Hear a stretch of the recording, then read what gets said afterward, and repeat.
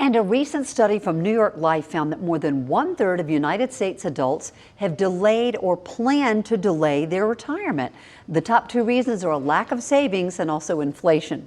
Well, our financial expert, Mike Giordano with Williams Wealth Management, joins us today from Mike on the Money, offering ways to help all workers boost your savings. So Mike, first question, what factors do our viewers need to consider when they're trying to figure out how much money they need to save for retirement? That's a tough one. Yeah, I mean, the factors you need to consider are all the big things. What age do you want to retire? How much money do you want to spend? Are there a bunch of big ticket items that you want to spend down the line? Also, what's your health going into retirement? Are you planning on a full retirement? Obviously, none of us knows how long we're going to live, but are you planning on that full retirement, or do you have health concerns that might limit that? Okay, so those are pretty easy checklist. Boil that now into numbers. What are simple ways for people to get kind of a ballpark of what their retirement income might be? Yeah, I like how you use the word ballpark. Yeah, we're yeah. spread There's this around. nothing no specific specificity here, okay?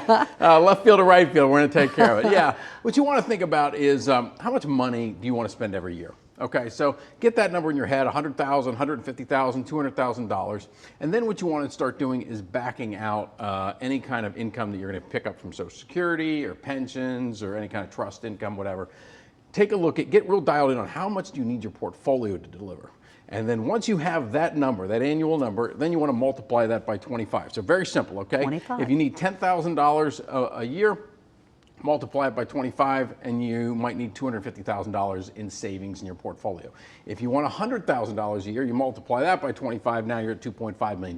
That at least gets you in the ballpark. Then you can think about all of your specific variables, but at least you know. It's kind of like the 25 is a little bit of an inverse of the 4% rule. Yeah, that's fabulous, though. Yeah. Again, it's real numbers that people can Simple kind of math. think about and work through. Okay, new year, new tax laws on savings. So how can people take advantage of those new tax laws? Yeah, so we had a new tax law, and that created a whole bunch of new opportunities. Also, simply the amount of money you can contribute to all your retirement accounts has gone up. So more money in your 401k, more money in your IRAs, more money in those health savings accounts. And do it? Put it in there? If you can, absolutely. If you're trying to catch up, right, that's what we're talking about here, not wanting to delay a goal, delay retirement, then yeah, put that additional money in. So if you're somebody that saves every month, take a look at how much you've been saving, and maybe you could increase that stuff so that you can max out all of those accounts. Also, because of the new tax law, a lot of people are going to get higher standard deductions. They're going to have maybe a bigger tax refund coming down the line here in the next couple of months. So maybe you can take that additional savings from the tax refund and pour that into your investments as well. That's encouraging. Okay, how can we do all that in the most tax efficient way possible as well? Yeah, I mean, this is really the key. It's not how much money's in your accounts, it's how much money can you actually keep. Keep it. Yeah, not send Uncle Sam. I mean, he is our favorite uncle, but we want to keep it for ourselves, right? So this is really the key, and the most important thing here is flexibility. Take a look at the amount of money you have in accounts that are tax deferred that you're going to be taxed on in the future. These are like your traditional IRAs, 401ks, and then take a look at those tax-free accounts, kind of like Roth IRAs or Roth 401ks. And the more balance you have between the two of these, the more flexibility you've created, the better chance you'll be able to navigate paying additional taxes in the future. You can maybe mitigate some of that stuff. Depending on how big your account is, this could be the tune of hundreds and hundreds of thousands of dollars.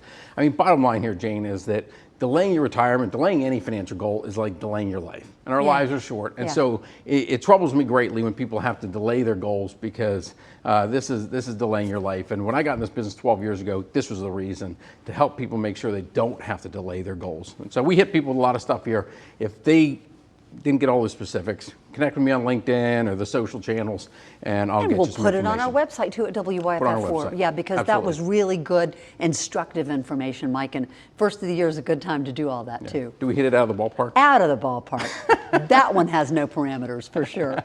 Chris?